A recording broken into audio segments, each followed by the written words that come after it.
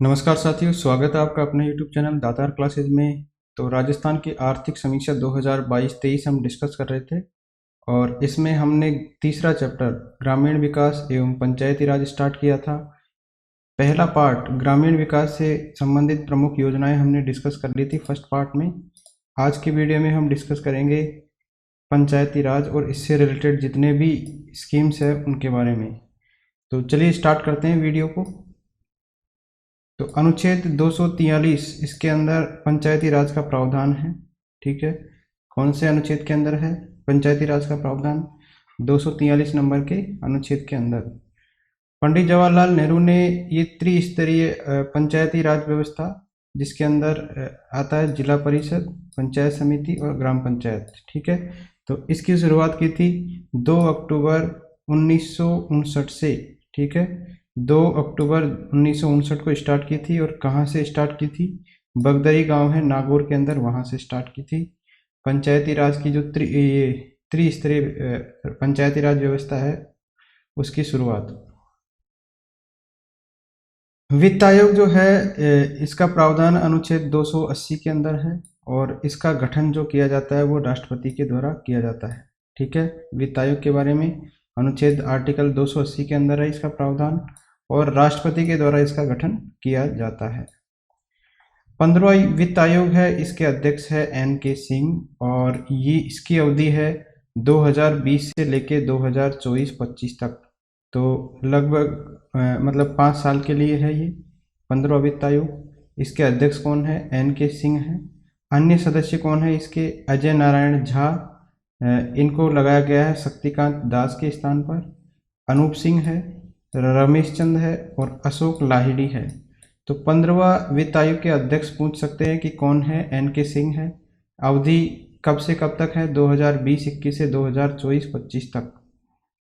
तो 15वां जो वित्त आयोग है इसने कुल अनुदान का 40% जो है अनटाइड अनुदान और 60% जो है टाइड अनुदान की जो है सिफारिश की है। अब इसमें दो चीज़ें हैं, अनटाइड अनुदान और टाइड अनुदान। तो अनटाइड अनुदान जो है स्थानीय निकायों की स्थानीय ज़रूरतों को पूरा करने के लिए इस्तेमाल किया जा सकता है। अनटाइड अनुदान को, जैसे स्थानीय निकाय है तो उसकी वहाँ की ज़रूरत, जो स्थानीय ज़रूरत होगी उसको पूरा करने के लिए इसका इस्तेमाल किया जा सकता है। जैसे स्ट्रीट लाइट हुई, अन्य सार्वजनिक भवन हुए, परिसंपत्तियाँ हुई जैसे प्राथमिक एवं उच्च माध्यमिक प्राथमिक स्कूल हुए, स्वास्थ्य उपकेंद्र हुए, सहकारी बीज और उर्वरक भंडारण केंद्र हुए, सड़क हुए, पार्क हुए, खेल मैदान, मतलब जो जो भी स्थानीय जरूरत होगी उसकी पूर्ति के लिए अनटाइड अनुदान दिया जाता है। वित्त आयोग के द्वारा जो है इसकी सिफारिश की गई है 40% अनटाइड अनुदान की और 60% टाइड अनुदान की। टाइड अनुदान बंधे अनुदान होते हैं, केवल निश्चित क्षेत्र के लिए उपयोग किया जा सकता है, जैसे स्वच्छता, खुले में शौच एवं जल संचयन। ठीक है, तो अनटाइड 40% है और टाइड अनुदान है 60%। इसकी सिफारिश की है किसने? वित्त आयोग, 15वां वित्त आयोग, और इसके अध्यक्ष है NK सिंह। अवधि कब से कब तक है? 2020-21 से 2024-25 तक। अगला है राज्य वित्त आयोग। तो इसमें जो है 73वें संविधान संशोधन के तहत इसका प्रावधान किया गया है और राजस्थान की बात करें तो 6 राज्य वित्त आयोग का गठन किया गया है अब तक। ठीक है, तो 73वां संविधान संशोधन याद रखना है। और इससे पहले हमने पढ़ा है वित्त आयोग, केवल वित्त आयोग, तो ये जो है आर्टिकल 280 के अंदर है इसका प्रावधान और इसका गठन किसके द्वारा किया जाता है? राष्ट्रपति के द्वारा। जबकि राज्य वित्त आयोग का जो है प्रावधान किया गया है 73वें संविधान संशोधन के तहत। राजस्थान में अभी तक 6 वित्त आयोग का गठन किया जा चुका है। पहला जो आयोग था उसके अध्यक्ष थे KK गोयल साहब। इसका गठन हुआ था 24 अप्रैल 1994 को। तो ये डेट याद रखनी है, पहला राज्य वित्त आयोग कब गठित हुआ था राजस्थान का? 24 अप्रैल 1994 को। इनका जो कार्यकाल रहा KK गोयल साहब का, इनका कार्यकाल रहा 1 अप्रैल 1995 से लेके 31 मार्च 2000 तक। दूसरा हीरालाल देवपुरा, 7 मई 1999 को गठन हुआ, 1 अप्रैल 2000 से लेकर 31 मार्च 2005 तक रहा। तीसरा है मणिक चंद सुराना, इसका गठन हुआ मई 2004 में। इसका जो कार्यकाल रहा वो रहा 1 अप्रैल 2005 से 10 तक। इसके बाद में चौथा है 10 से लेके 15 तक, पांचवा है 15 से 20 तक, और छठा है 20 से 25 तक। ठीक है, ऐसे 5-5 के अंतराल में है। 1995 से स्टार्ट हुए हैं। पहले याद रखने हैं आपको के गोयल थे। वर्तमान में पांचवा जो है इसके कौन थे? ज्योतिकरण इससे पहले। और अभी जो छठा है इसके अध्यक्ष कौन है? प्रद्युमन सिंह, ये इंपॉर्टेंट है। अन्य सदस्य कौन है? अशोक लाहोटी और लक्ष्मण सिंह रावत। तो 15वें जो वित्त आयोग हमने ऊपर पढ़ा है, जो है अनुच्छेद 280 के अंदर राष्ट्रपति के द्वारा गठन किया जाता है। इसके अंदर जो है केंद्र के द्वारा राजस्व कर के अंदर 41% राज्यों को देने की सिफारिश की गई है। जो भी केंद्र के द्वारा राजस्व कर आएगा उसके अंदर 41% किसको दिया जाएगा? राज्यों को। अब डिस्कस करते हैं जो छठा राज्य वित्त आयोग है, जो कि 2020-21 से 2024-25 तक चलेगा। इसके अध्यक्ष है प्रद्युमन सिंह। तो इस आयोग की सिफारिशों के अनुसार जो है राज्य के अंदर शुद्ध कर राजस्व में से 6.75% स्थानीय स्वशासन को दिया जाएगा। तो जो भी शुद्ध कर राजस्व होगा राज्य का, ठीक है, राज्य का जो भी कर होगा उसमें से 6.75% किसको दिया जाएगा? स्थानीय स्वशासन को। इसका जो है 75.10% पंचायतों को दिया जाएगा और 24.90 जो है नगर पालिकाओं को दिया जाएगा। ये जो दिया जाएगा, ठीक है, 6.75, इसके अंदर से 75.10 तो पंचायतों को दिया जाएगा और 24.90% किसको दिया जाएगा? नगर पालिकाओं को।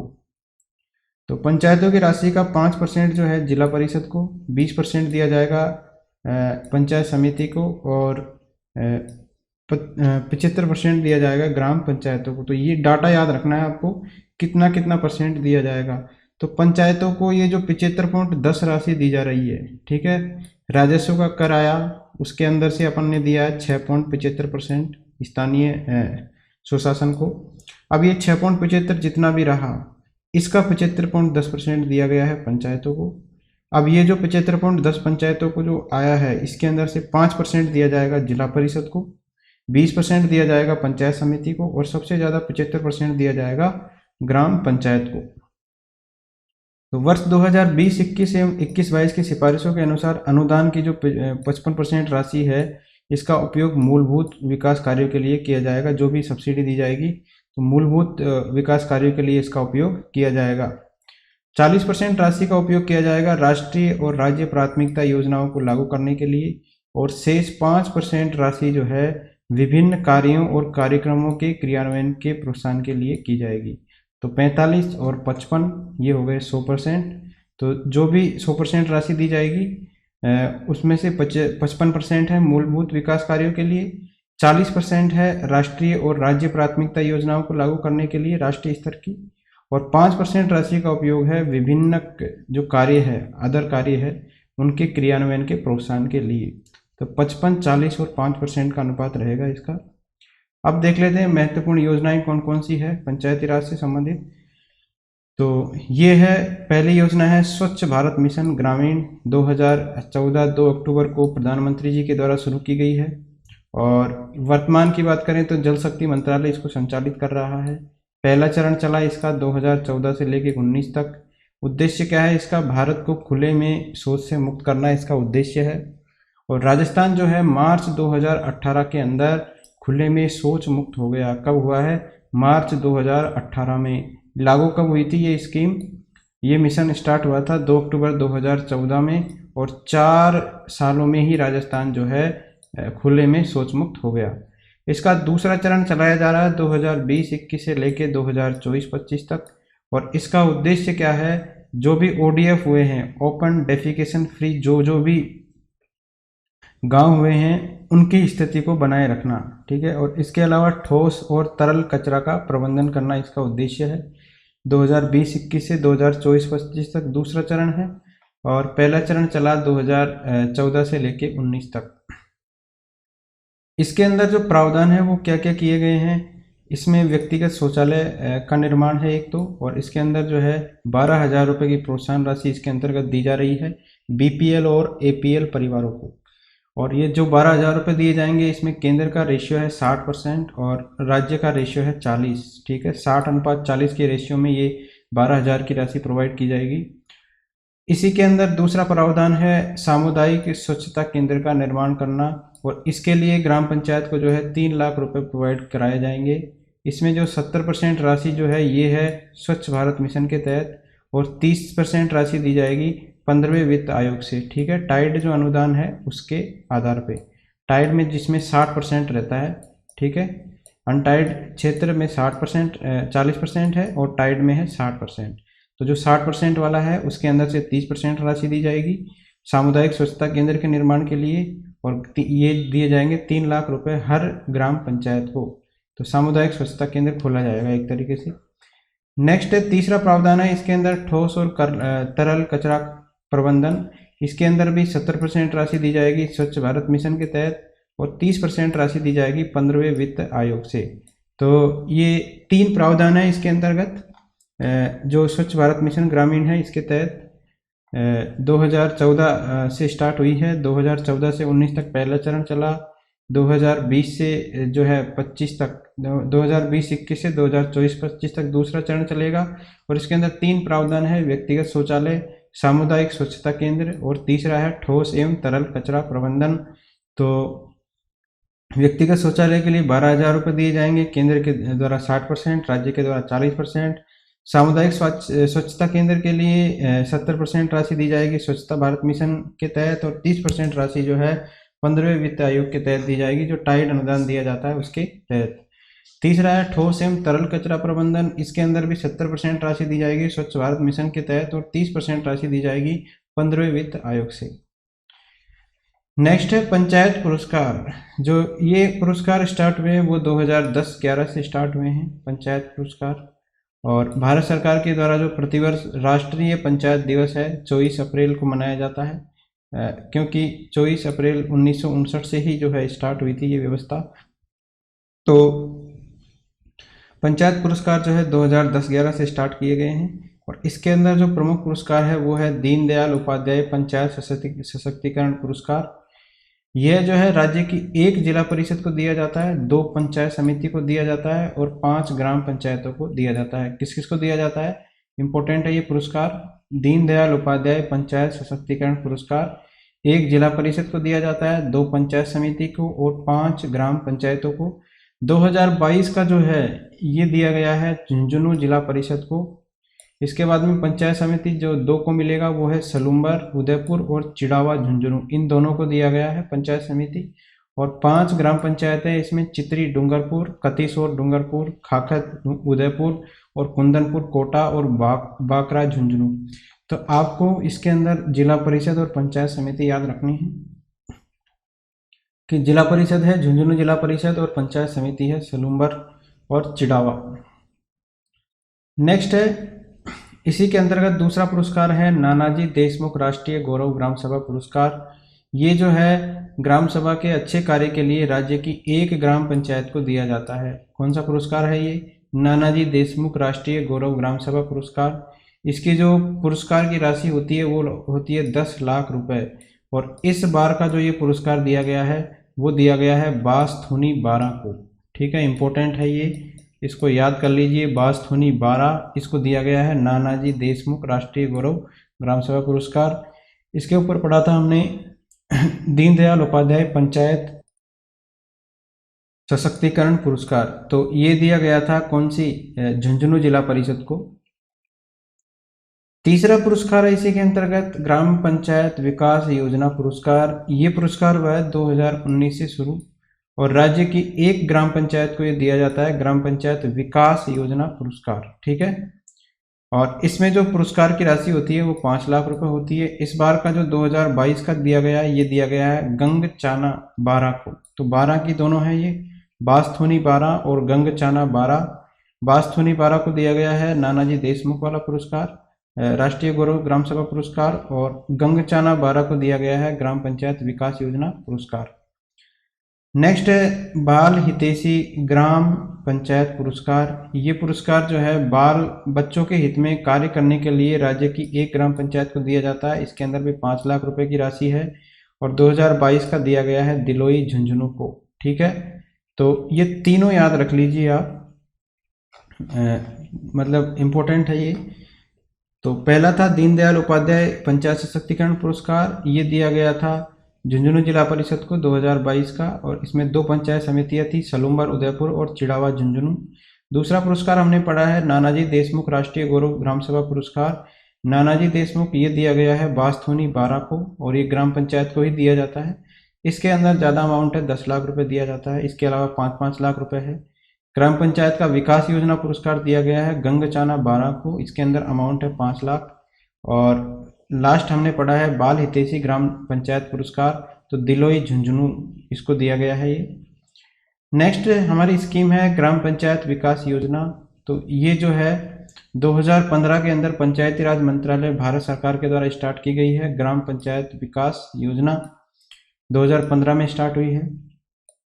इसका उद्देश्य क्या है? ग्राम पंचायतों में आपसी सहयोग के द्वारा विकास कार्यों को बढ़ावा देना।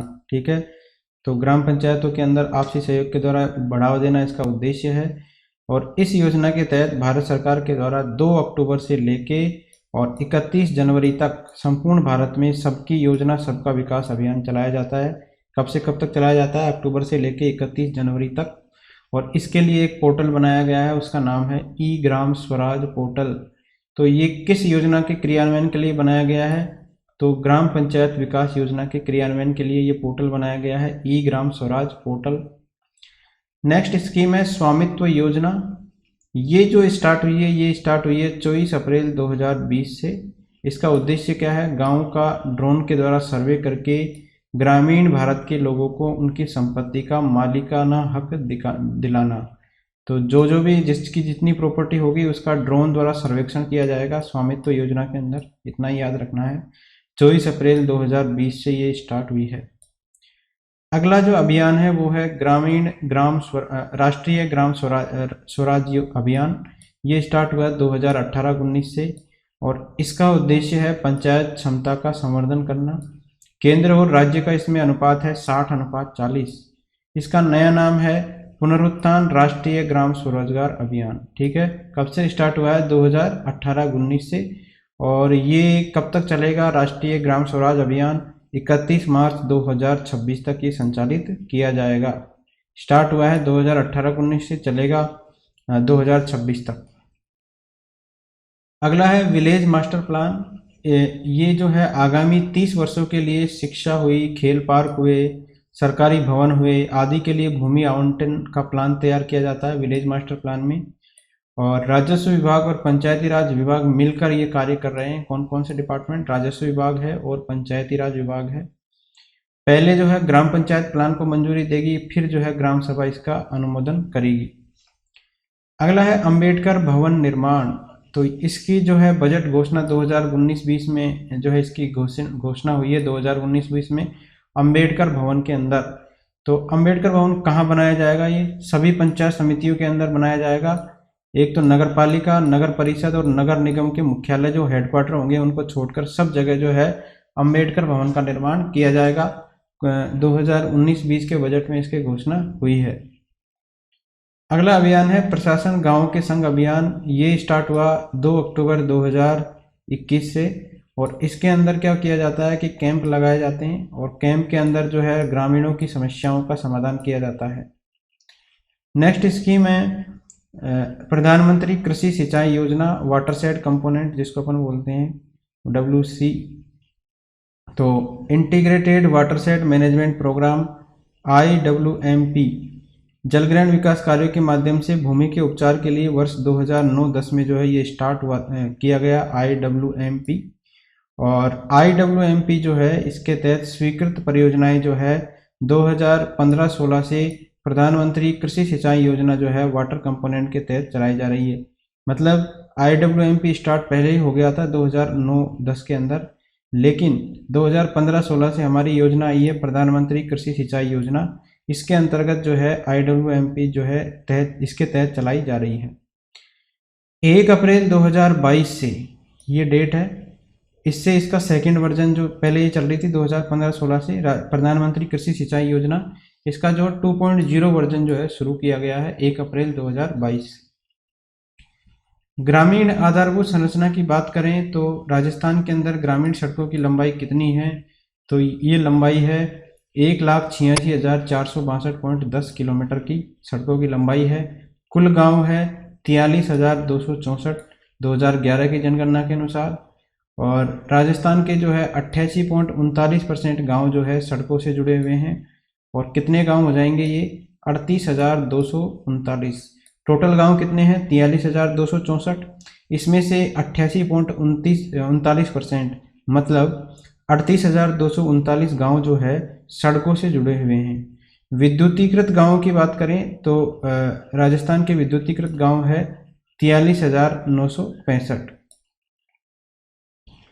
नेक्स्ट है वॉल टू वॉल विकास पथ। ये जो है 2019-20 में इसकी घोषणा हुई है और आगामी 5 वर्षों में सभी ग्राम पंचायतों में सीमेंट कंक्रीट के मार्ग और ढकी हुई नालियों का इसके तहत निर्माण किया जाएगा। वॉल टू वॉल विकास पथ इसका नाम है। 2019-20 में ये इसकी घोषणा हुई है।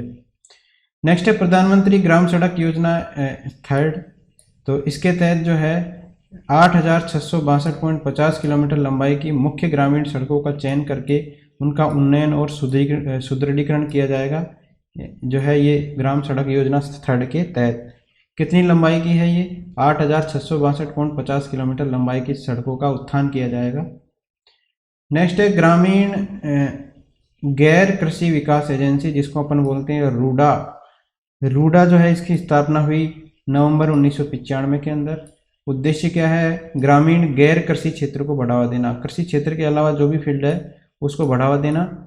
दस्तकार परिवारों को स्वरोजगार के अवसर प्रोवाइड करना। जैसे इसमें 3 मुख्य क्षेत्र आते हैं, एक तो चमड़ा, ऊन व कपड़ा तथा लघु खनिज। ठीक है, 3 मुख्य क्षेत्र कौन कौन से हैं इसमें?